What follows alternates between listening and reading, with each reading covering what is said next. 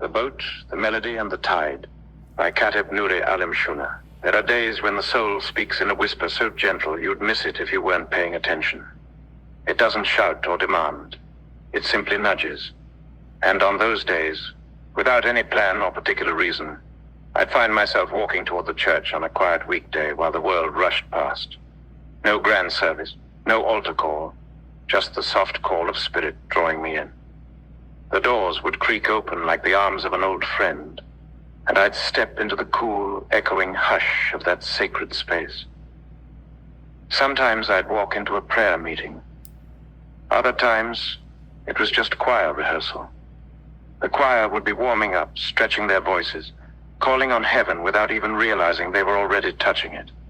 I couldn't sing, not even close, but I didn't need to. The melodies carried me.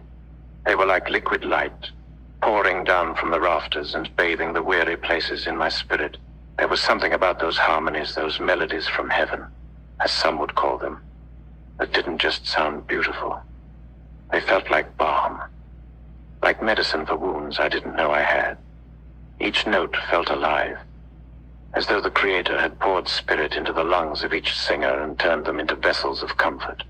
I'd sit there quietly, not to be seen, not to be known, but just to be. And being was enough.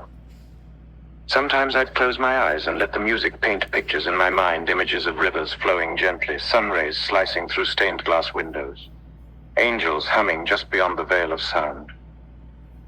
Other times, I'd open my eyes and let the sanctuary itself speak to me, the flicker of a candle, the worn pages of a Bible left open on the pulpit, the old wooden pews that had held generations of seekers like me. There was a holy stillness there, a kind of peace that you don't find in the noise of everyday living. And somehow, without fail, I'd leave lighter than I came. But that sanctuary wasn't just in the building.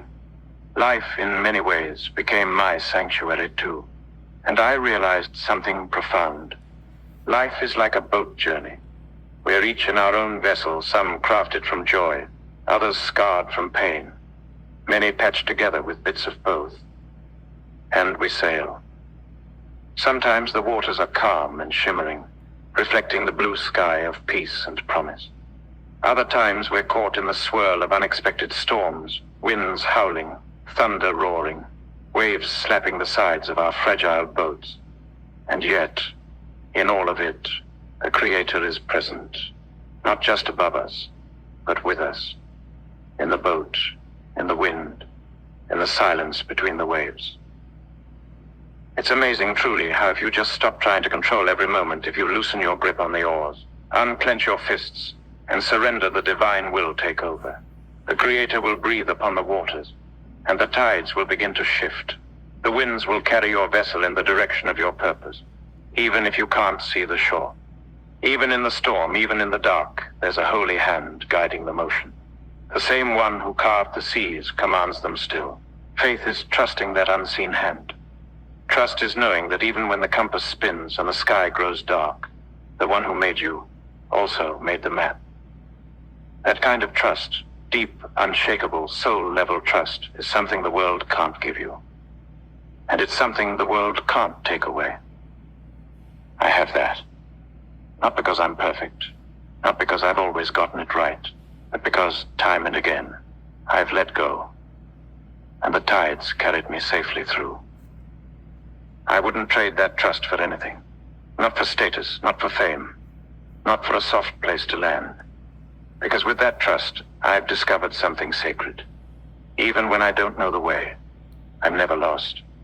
And so, here in this boat of mine, weathered by storms, kissed by sunlight, shaped by time, I write. I write, not because it's easy. I write because it's necessary. It's how I breathe. It's how I pray. It's how I speak back to the universe that has spoken so much into me. Sometimes I write in silence, with only the gentle lapping of water as my soundtrack.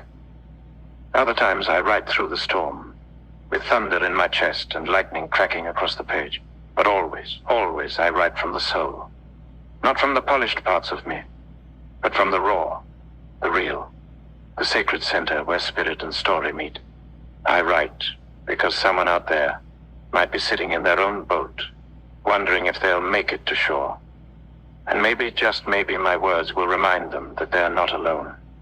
That the same winds that once guided me are still moving.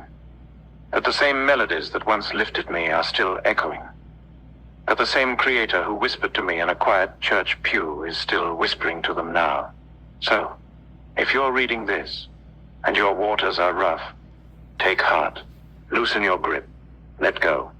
Let the winds of the Creator guide you. Trust the tide, and know that even in the storm, even when it seems you're drifting, you're still in the hands of love.